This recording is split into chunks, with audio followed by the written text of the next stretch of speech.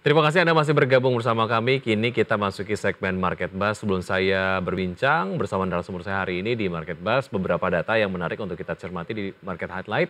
Di antaranya adalah saham GGRM yang turun usai RUPST dan dividen 2,3 triliun rupiah. Kemudian ada produsen es krim Campina dengan kode saham CAMP yang tebar dividen 117,7 miliar rupiah. Agenda hari ini yang menarik untuk dicermati pemirsa, dari Asia ada data mengenai IHK inti BOJ secara year on year atau Bank of Japan, dan juga data mengenai neraca perdagangan Hong Kong. Sementara itu dari agenda emiten ada BSDE, CTRA, MNCN, INPC, kemudian ada IPCC dan juga The Net ini akan menggelar RUPS. Begitu juga dengan GTRA, sementara BMHS dan juga DMAS ini akan menggelar cum dividen tunai. Sementara HMSP akan menggelar pembayaran dividen tunai dan Pegas akan menggelar pembayaran dividen tunai. Dan bagaimana update dari Bursa Asia pemirsa di pembukaan perdagangan pagi hari ini? Untuk Nikkei melemah 1,07%, cukup dalam di level 32.349. Sementara itu STI, kemudian Kospi dan juga Hang Seng dibuka di zona hijau dengan penguatan 0,34%, 0,39% dan 0,31%.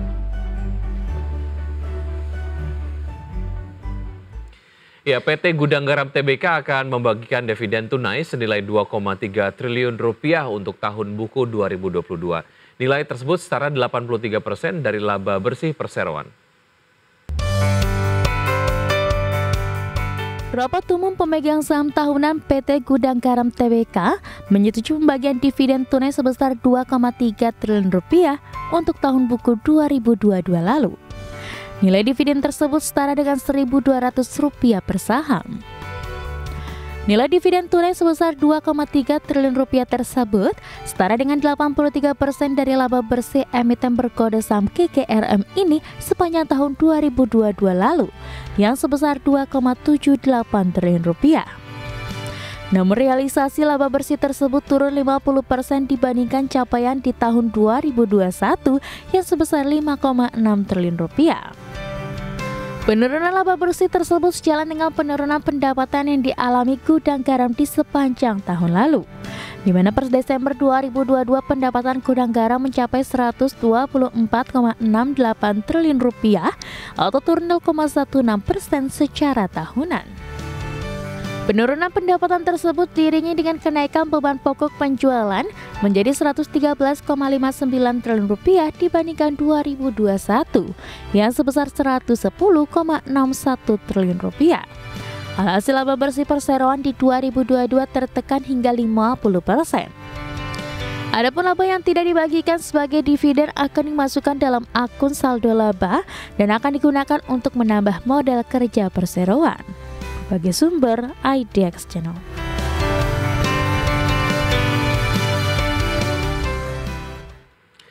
Dan pemirsa, kali ini saya akan berbincang bersama Pak Arya Santoso, Presiden Direktur dari CSA Institute. Selamat pagi Pak Arya. Selamat pagi Pak Wiki. Baik, terima kasih Pak Arya sudah bergabung bersama kami di Market Buzz. Semoga kita sehat selalu ya Pak. Ya, senang sekali bisa hari ini kita bincang bersama. Baik, oke. Beberapa topik yang menarik untuk kita bahas Pak Arya, tentu saja terkait dengan GGRM yang membagikan dividen sebesar 2,3 triliun rupiah. Itu artinya akan sebesar Rp1.200 per lembar saham, dan rasio pembagian dividen ini setara dengan 83,6% pendapatan di tahun 2022 lah ya. Pendapat Anda mengenai hal ini seperti apa Pak Arya? Ya, memang cukup menarik ya. GGRM ini merupakan salah satu emiten yang selalu menghasilkan keuntungan dari tahun ke tahun. Kita melihat bahwa cukup baik ya, walaupun sempat di tengah pandemi itu agak kita lihat melesu ya dari earningnya, dari pendapatan bersihnya. Tapi sekarang kembali juga sudah pulih gitu ya. Dan kita melihat bahwa yield dari dividen ya, walaupun kita memperhatikan selalu berapa sih dividen payout ratio-nya dari keuntungan ya cukup besar dari 80% lebih, tapi kita selalu membandingkan yield-nya biasanya berapa yang didapatkan dibandingkan harga sekarang, dan termasuk cukup baik ya, kita lihat di kisaran lebih dari 4% untuk yield. Sedangkan rata-rata dari pembagian dividen secara umum itu biasanya di kisaran 3,5% ya kalau dari kebanyakan emiten. Memang ada yang lebih besar, ada yang kurang besar dari itu, tapi biasanya kalau di atas 3,5% itu sudah dianggap cukup baik ya, cukup besar, relatif cukup besar dibandingkan rata-rata. Nah, oleh karena itu cukup menarik untuk diperhatikan bagi mereka yang bisa hold jangka panjang, juga boleh menjadi saham pilihan.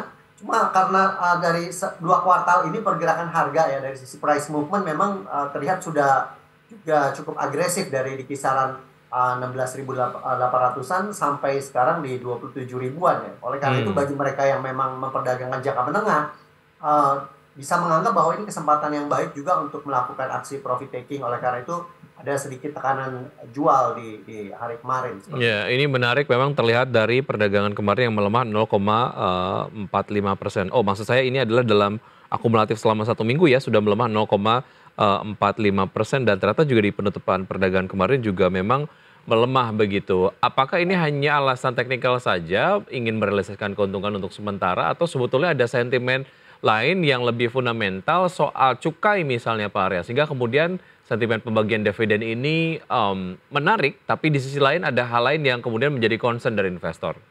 Nah, sebenarnya kalau soal cukai itu dari tahun ke tahun biasanya akan selalu ada ya kenaikan. Oleh karena itu paling yang menjadi suatu kabar gembiranya misalnya penundaan seperti itu. Tapi ujung-ujungnya dirapel juga gitu ya. Jadi diakumulasi kemudian kenaikan itu akan direalisasikan juga. Nah, itu sudah sempat menjadi satu kisah yang berulang dan sebenarnya bagi investor jangka panjang sudah cukup memahami ya bahwa akan terjadi seperti itu di mana memang negara juga ingin mendapatkan yang seharusnya, walaupun juga di lapangan ada sedikit pelanggaran-pelanggaran gitu. Dan akhirnya cerita soal cukai ini sebenarnya nggak terlalu berpengaruh dengan kenaikan harga yang atau kemarin sempat melemah, itu sebenarnya enggak. Cuma yang menjadi sentimen secara jangka pendek kenapa kemudian terjadi pelemahan itu adalah ketika sekarang lagi earning season, kemudian dari laporan keuangan tahunan dan pembagian dividen, kita melihat ada satu fenomena yang menarik di mana para investor jangka pendek itu sudah mulai memperhatikan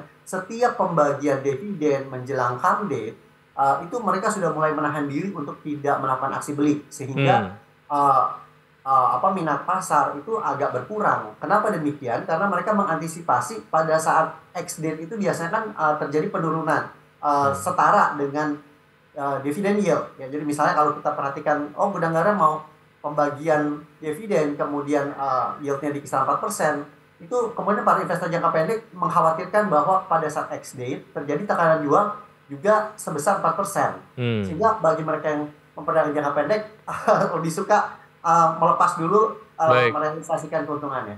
Ya, pelemahan yang terjadi sejauh ini di penutupan perdagangan kemarin atau akumulatif selama 1 minggu ini bisa dimanfaatkan untuk masuk ke GGRM, tentu saja menyikapi pembagian dividen ini, atau tunggu dulu Pak Arya?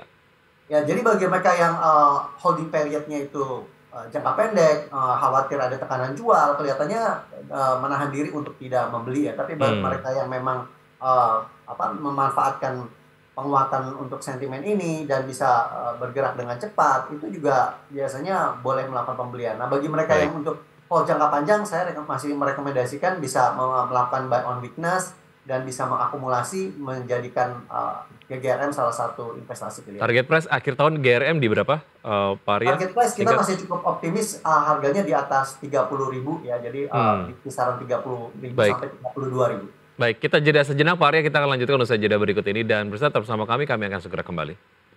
Saya masih berbincang bersama Pak Arya Santoso, Presiden Director dari CSA Institute. Sebelum saya ke Goto, ada beberapa hal yang menarik untuk kita cermati juga nih, Pak Arya, soal fundamental dari GGRM sendiri secara laba bersih di tahun lalu yang merosot 50,4% secara year on year dibandingkan dengan tahun 2021. Sejauh mana ini menjadi concern, tapi kemudian di segmen sebelumnya saya menangkap optimisme tersendiri dari Pak Arya begitu ya, mengenai dari target price-nya misalnya gitu untuk GGRM yang di akhir tahun 2023 at least bisa sampai ke 30 ribuan. Ada concern soal earnings ini nggak Pak Arya yang menurun jika dibandingkan dengan tahun 2021?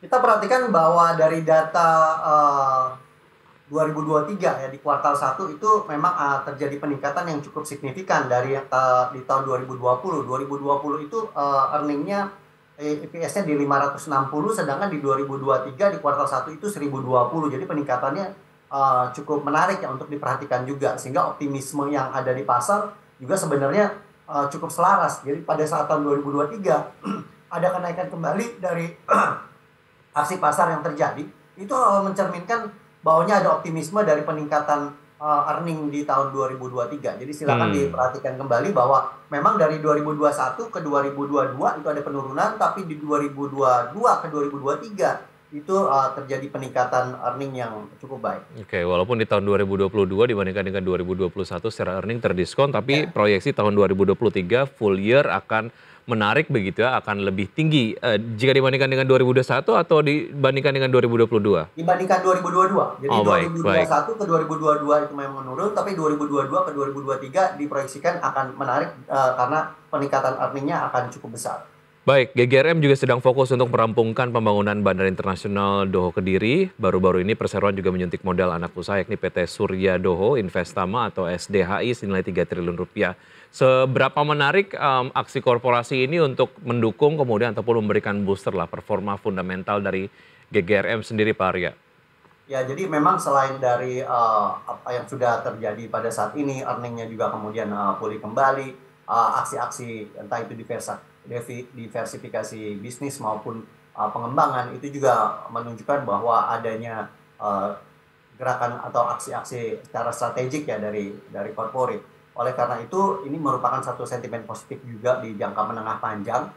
Bisa diperhatikan bahwa perusahaan itu tidak juga dengan cepat menjadi satu bisnis yang sunset ya, diperkirakan bahwa di sektor ini juga akan terjadi suatu perubahan, adanya shifting dan kemungkinan yang tradisional akan tertinggal ya, bahwa berkembang bahwa sekarang misalnya elektronik dan itu juga menjadi suatu kekhawatiran. Oleh karena itu corporate melakukan suatu aksi-aksi strategik yang kita perhatikan untuk mempertahankan pendapatannya dan pengembangan bisnisnya, dan ini merupakan suatu hal yang positif. Baik, kita tinggalkan GGRM, kita ke GoTo, Pak Arya. Ini tentu saja terkait dengan aksi korporasi yang dilakukan oleh GoTo yang ingin memperkuat modal. GoTo ini kembali berencana melakukan private placement sebesar 118,43 miliar saham seri A. Seberapa menarik aksi korporasi ini? Ya, sebenarnya di satu sisi kita melihat bahwa akan terjadi satu likuiditas yang bertambah dengan jumlah saham yang beredar tambah banyak ya, dikhawatirkan memang terjadi tekanan jual juga ke pasar. Tetapi suatu hal yang menarik adalah ini merupakan inline dengan bisnis plan yang sudah digariskan oleh perusahaan. Yang menarik adalah perusahaan akan mendapatkan likuiditas tambahan, kemudian kemungkinan mereka juga akan terus melakukan efisiensi dari sisi bisnis. Dan kita melihat bahwa ada potensi terjadi turnaround story di GoTo ya. Kita melihat dari tahun ke tahun kerugiannya semakin mengecil dan diperkirakan akan lebih cepat dari yang diproyeksikan. Mereka ada kemungkinan bisa menghasilkan earning yang positif dalam waktu dekat. Oke, adanya aksi korporasi ini being considered as a positive movement lah ya, ataupun mungkin strategi lah dari GoTo begitu. Tapi apa yang Anda bisa cermati dari reaksi investor terhadap saham GoTo sendiri, Pak Arya? Secara mingguan sudah melemah cukup dalam nih, 3,39% gitu. Apa yang menjadi concern dari investor?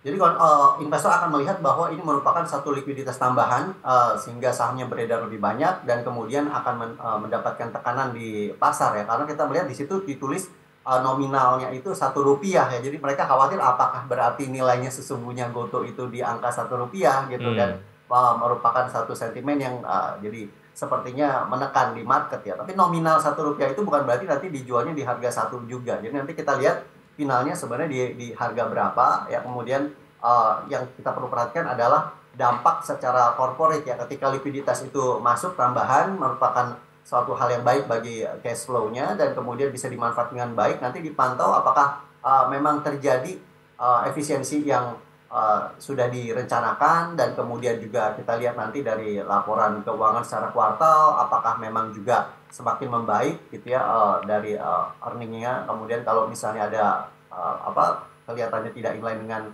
dengan rencana dari korporasi, maka itu bisa diwaspadai. Tapi sementara ini masih cukup baik. Oke.